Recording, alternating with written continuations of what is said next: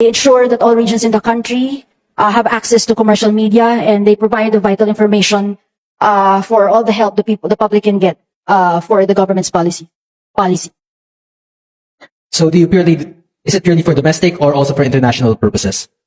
For both, Your Honor. For both. Okay. And as you previously mentioned in one of the previous interpelators, there is a need for the budget due to ASEAN. What exactly will you be doing there? We are gunning for a seat, a non-permanent seat, because a UN Security Council seat, we could gain substantial influence by participating directly in decision-making in pressing global issues. We can the country can have a platform to advance its foreign policy objectives and promote our national interests within the global security framework, which is very, very important for the issues we face now, Your Honor. So the purpose of it is for the UN Security Council seat. Will it be done through ASEAN?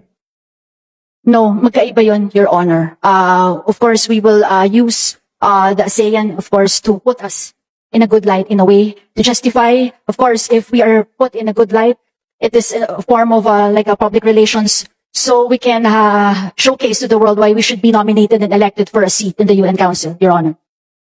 So the ASEAN is the necessary initial step in our country's publicity on the international stage, which would lead to a higher chance of getting the UN Security Council seat. No, we have already initiated, affirmed our hosting, our schedule. We are really scheduled to host for the ASEAN for 2026, Your Honor.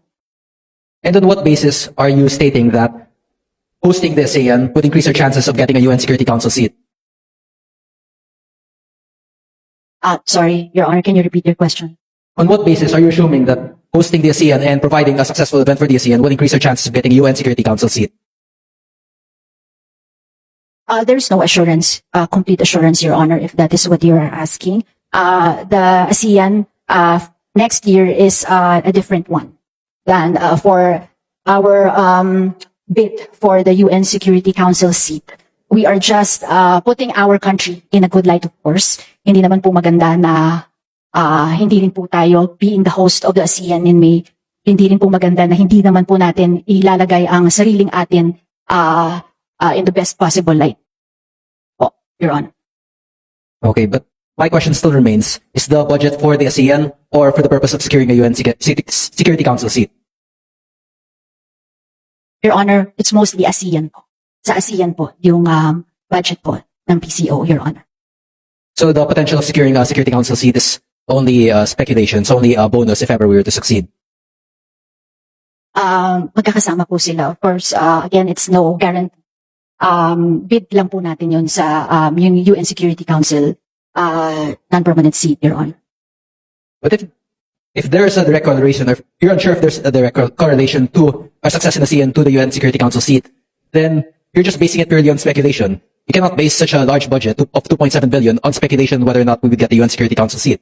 With the indulgence of the Honorable Kiko, if he may allow me, just to align everything. I believe the sponsor mentioned the total budget of the PCO, including its attached agencies and corporations, and that's the more than 2 billion. Can the distinguished sponsor confirm this?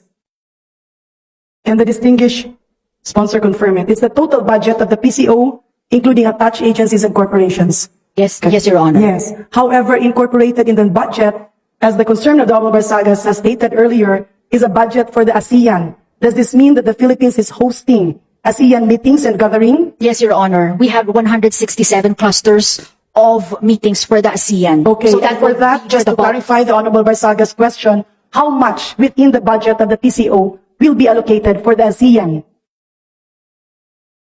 Maybe a ballpark figure. And am I correct, Honorable Kiko Barsaga? That's the contention that you would like to pursue. Yes, so the problem here is creating a budget based on speculation. If one of our goals is the UN Security Council and ASEAN is just a speculative case for that, or for our chance of getting a seat in the UN Security Council, then the portion intended for ASEAN is just based on speculation. Well, with the indulgence of the distinguished sponsor, actually the ASEAN is a different entity. The UN Security Council is a seat that every country aspires, but there's no corresponding budget for that. The ASEAN is a platform where all governments can talk to each other, lobby with each other, and put forward the interests of our country above our neighboring ASEAN countries. Distinguished sponsor? That is correct. For clarity, the Deputy Speaker has clarified everything, Your Honor. Okay, so it is completely separate that our purposes for hosting the ASEAN is not directly connected to our desire for UN Security Council seat. Am I correct? Can you repeat that again, Your Honor? Sorry. Our purposes and our budget allocation for the hosting of ASEAN is not directly connected to our desire for a UN Security Council seat. That is correct, Your Honor. Okay. That is a different occasion, Your Honor. It's a different. Okay. What percentage of the PCO proposed budget would be spent on ASEAN? Around 600 million for the ASEAN, Your Honor. And what role would the PCO fill for the ASEAN? They will be the primary agency to put our country in the best possible light. They will do the digital content. They will do all the communication in radio, print, billboard, all forms of media, before, during, and after the ASEAN, Your Honor. And primarily, the large percentage of the expenses there would be through advertising. Am I correct? Not entirely, Your Honor. What percentage would be through allocated to advertising for the ASEAN?